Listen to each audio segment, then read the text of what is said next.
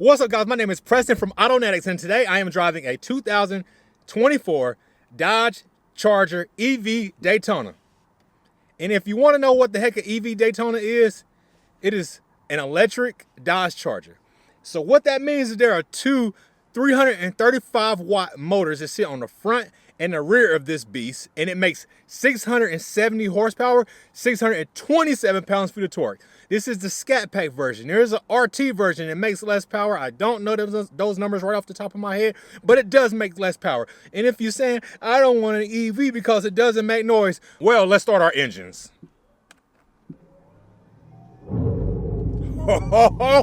Yeah, it makes noise. It makes noise. It's a Dodge. It gotta make noise. Of course it has to make noise. Guys, this vehicle has speakers that are built into the rear of the vehicle. You'll see there as well as there. Speakers are built into the rear of this vehicle. And what that does is, and what it does is impersonates the sound of a V8. I get it, it's not a V8, but this car is fun. You have to give it a try. Don't knock it until you try it. But when you go from auto to custom to snow to track to sport to drag, the speaker gets louder. This right now is in mode auto. That's the lowest that the volume is going to go. Actually, you can press a button. If you don't like the noise of it, you can press the button and turn the speaker off. If you're like, oh, that's pretty gimmicky, whatever. I like the sound of it, but you can press the button and turn it off. But for this video, we're gonna turn this thing on drag so you can hear how loud it is. And now you can hear that it's rumbling just a little bit louder.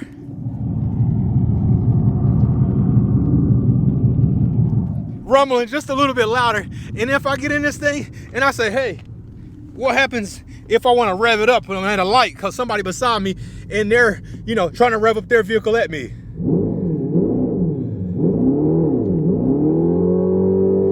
There you go. You can rev it up and it does make noise. Okay, it is not the sound that your Hellcat makes, your 6.2 liter supercharged motor makes. It is not the same sound. But what I can tell you is that this drive is completely different.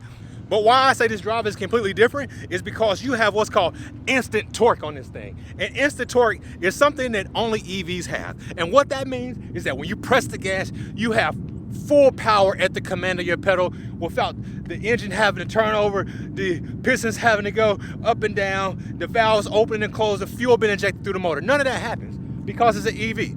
And I get it, this car gets a lot of hate, and that's because it's new to the market. People don't want to adopt to EV, whatever you want to call it. There are people like me out here in the world who like EVs. And this right here, surprisingly, is one that I like. I'm not gonna lie. I walked up to the dealership.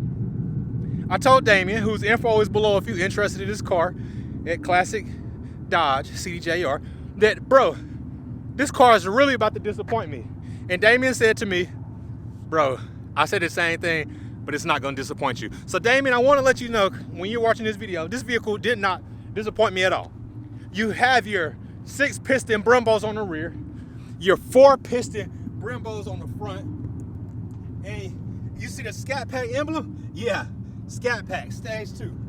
The paint is like a black flaky paint. I don't have a sticker, guys, so I'm just gonna call it like I see it. The rims, looks like these are 16s. Let me see if I can find a number on here. I do not see. Okay, here we go, size. These are 20. These are 20-inch rims. And you see the frat Zog symbol? If I said that right, it'll let you know that it is an EV. And this thing has massive tires. You're looking at a 325. And if you've been watching my videos for a while, you would know that when I had my Hellcat, I was running 305s on there. Or 315s, I'm sorry. And this thing has 325s. Look at the profile from the rear. And if you say, hey, I need trunk space, this thing has trunk space. Now the front space is not as big as this is right here, but this thing has hatch space. Okay, maybe it's not a trunk, it has hatch space. But it's a Charger. You got your space, you want space. And if you say, hey, this is cool, but what about if I just want to put a bag in the car and I don't really want to, use my back space?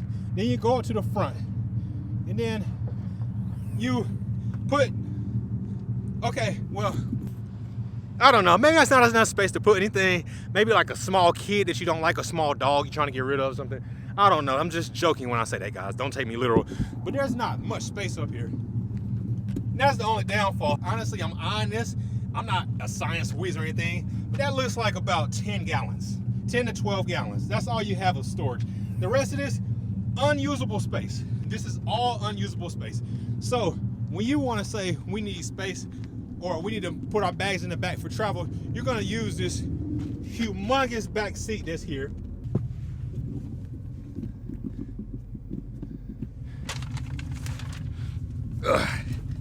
So the back seat is very roomy. There's a speaker here. Oh guys, the system in this car sounds amazing. When you turn the bass all the way up, it sounds absolutely amazing. You have heated seats in the rear on this model here. They do have an upgraded model for this Daytona, and the Daytona can come with a glass roof, and it also has red seats. They do have one of those here in CDJR in Pineville, so if you have not seen one, you really need to come and see one. Don't knock it until you see it. This is actually really nice, and I love how much of a step up or step out this is. Like, I'm tall, I'm 6'5", so when I step out of this car, you know, sometimes I'm like doing a squat motion. I rode in a Z06 today, and I was getting out of it. I was literally sitting on the ground. This car, you are not sitting on the ground, and that is one of the things that I like about this. You see how high the seat is compared to where the ground is, so you can slide out and you can be in the correct place. So guys, this car is sentimental to me, and the reason it's sentimental to me is because I was in the Dodge facility when they had mold models of this car. I was in the facility when this car was being designed, and they were trying to put ways together to bring this out to where their fans will like it. And to be there and to now be driving a working model of the car that I was able to sit into that was just a rolling body of what they wanted to make is really surreal to me. So for me, this is one of the coolest things to be able to do, is be a part of this project from Dodge to start to where we are now. You see the accents on the inside. This is plastic, but you have ambient lighting. You can adjust the ambient lighting from inside on the dash. This thing has, we can call it semi-autonomous driving, but if you want to put a level to it, I'll put a level 2. Level 1 to me would just be adaptive cruise control, but this has level 2 adaptive cruise control, but it also will switch lanes for you as well. You have your button here to pop the front headlights, put them on auto, and then these are just lights at night. So let's put this back on, put our lights back on auto, because these are fog lights, headlights, auto. You can adjust the seat here. You have your save. You got either your first or your second, whoever your driver, main driver is, and your passenger. This is how you pop the door open. You press this button here.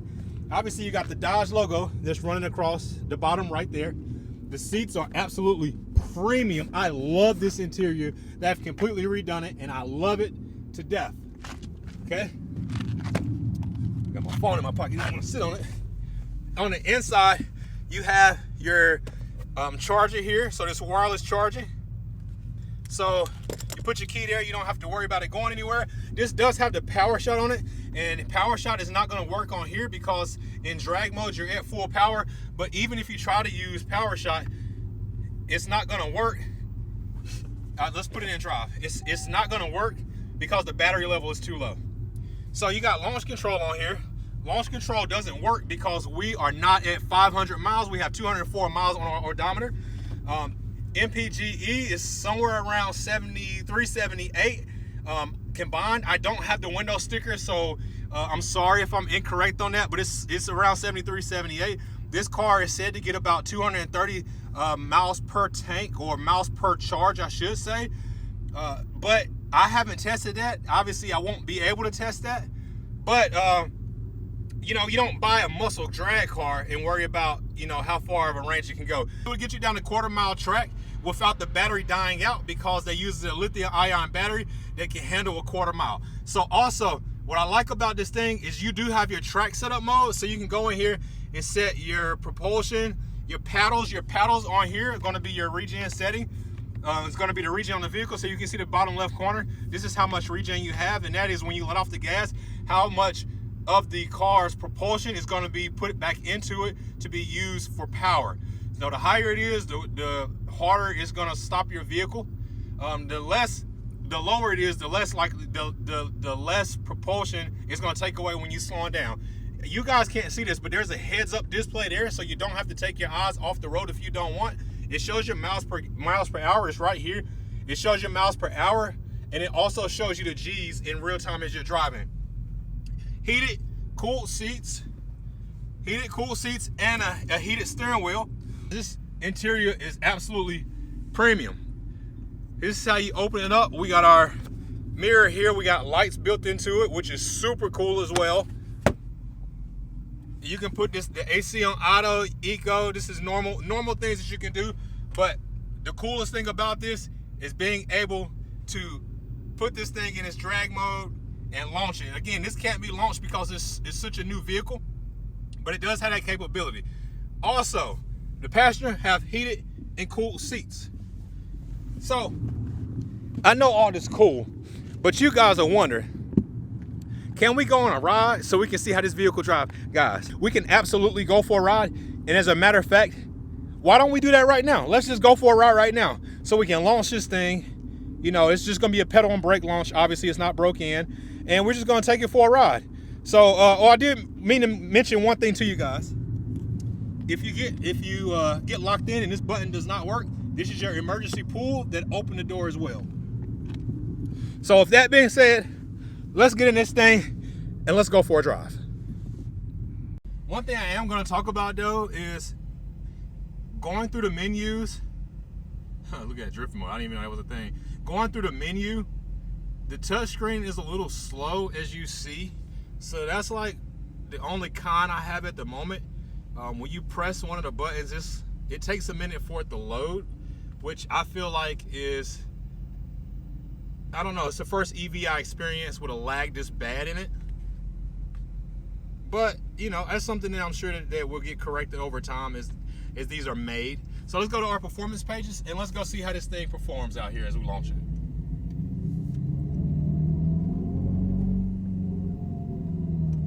That noise is just interesting. All right, so here we go. We're in drag mode. Brake, gas, launch.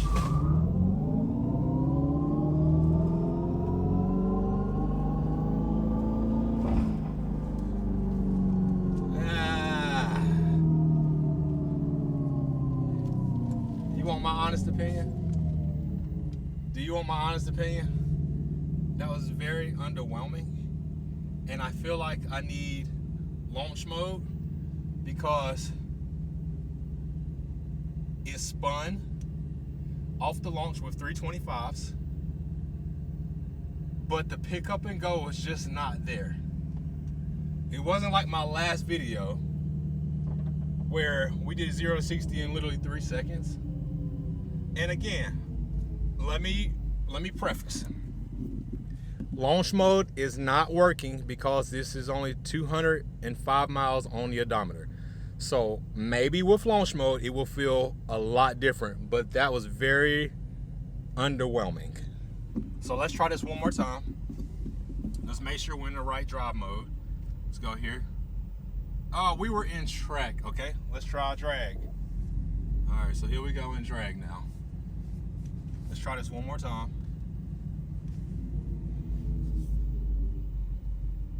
Let's go back to our performance pages. Here we go in drag. Motor power. Launch 25 horsepower, just preloaded, 26, and launch. Okay, we instantly went to 30. 55, 57, 59, 60. That was a lot faster, but that is very, very, very underwhelming for a EV muscle car.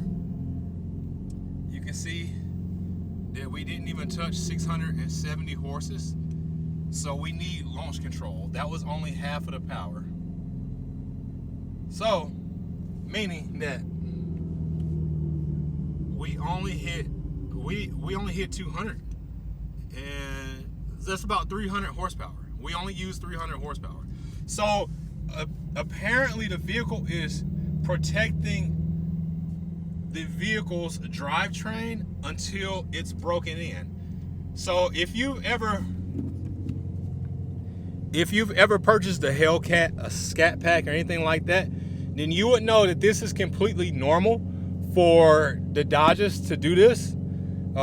With my Scat Pack, my 3 Hellcats, it was the same exact way. I had to break them all in, give them the 500 miles before I was able to unlock the full potential of the car.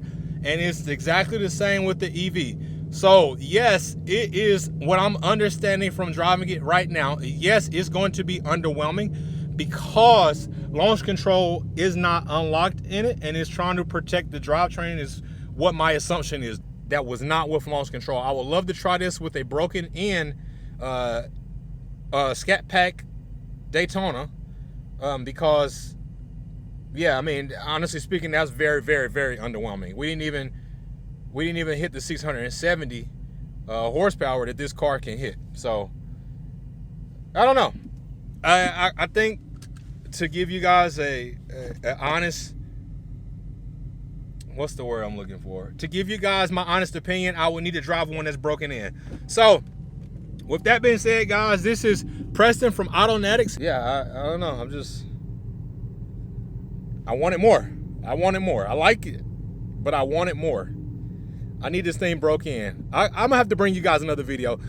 TBD, we'll come back for part 2. I'm out. Peace.